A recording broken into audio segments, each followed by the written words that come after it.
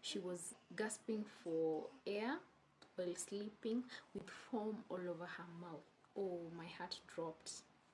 On this day, I woke up and I found her struggling to breathe.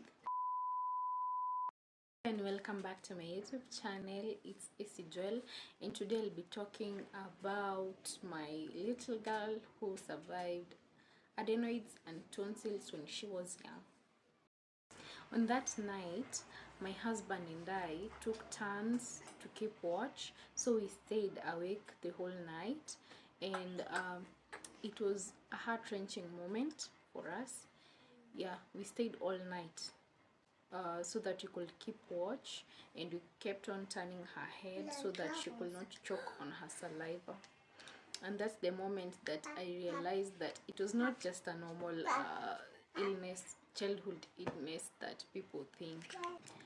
My girl will be turning 10 years old soon, but 3 years ago, when she was only 7 years old, she had to go through a surgery that changed her life. Looking back now, I believe that this problem started when she was born. As a first-time mom, it's easy to ignore certain things. You know, you don't have any kind of experience, so you just hope that small problems that come with childbirth will just disappear on their own. But ignoring them will really create a red alarm. When my daughter was about 2 years old, I started noticing her breathing. She was snoring even when she was fully awake. Something different about her breathing, even when she didn't have a flu. Sometimes she even sounded like she was snoring and she was fully awake. Even at night when she was sleeping, it was very worse. It was like noisy. Her breathing became much worse. So as the years went by, took the doctor's advice. They told us to wait for at least 5 years until the child is old enough. Then they could diagnose the problem, or maybe the problem will disappear. The situation did not improve at all. Almost after every 3 weeks, we were in the hospital because of either this problem or the other problem. Most probably fever. She had a lot of fever. After every 2-3 weeks, fever. Hospital visits and medication became part of our lives. There were a lot of medicine in my house. You would even think that it was a chemist. Even eating was very hard for her because of the problem of breathing. Even eating and drinking something, it was very hard for her. She struggled to eat food, and she became a very light eater, and because of this she had a very tiny body. For about 7 years, we kept on visiting the doctors and hoping to find a permanent solution, but mostly because of going to the doctors over the years, whenever there was a misdiagnosis, we would notice. We went from one doctor to another, searching for answers, searching for why our daughter was suffering like this. We were hoping to find a permanent solution. So the moment I realized that the situation was getting worse was when one night we were sleeping and I found my daughter struggling to breathe. There was foam all over her mouth and she was struggling to breathe. She was snoring. I panicked and immediately I called my husband. So that night we did not sleep at all. We took turns to check on her, how she was sleeping. It kept us all awake. To take turns to watch over her and make sure that she will not choke on her saliva. And we just had to keep positioning her head in the right position so that the airway will be open and she'll be able to breathe.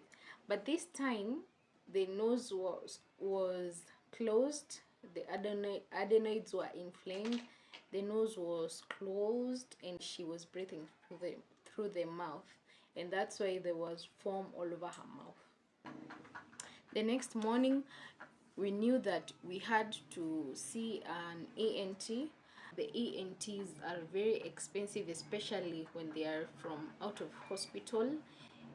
They are private clinics. They are very expensive, and now this giant is big. By this time, we had to like combine our efforts, gather everything that we have, and just face this giant of a problem. So when finally the doctor came to our rescue, he finally examined our daughter and found she had severe adenoids and tonsils, which was a shocker to us. We did not expect for her to be that sick, because it was severe and it was a serious condition for our small girl. The next mountain we had was how we were going to pay for the surgery, because the doctor had recommended that she should have a surgery called adenotonsillectomy, which was the removal of the adenoids and the tonsils.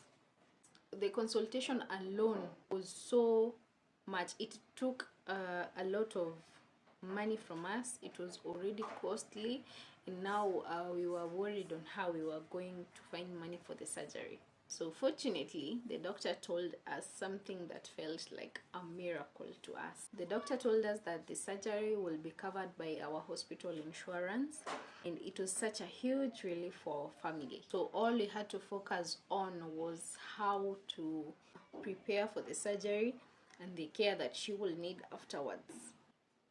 So here is the plot twist.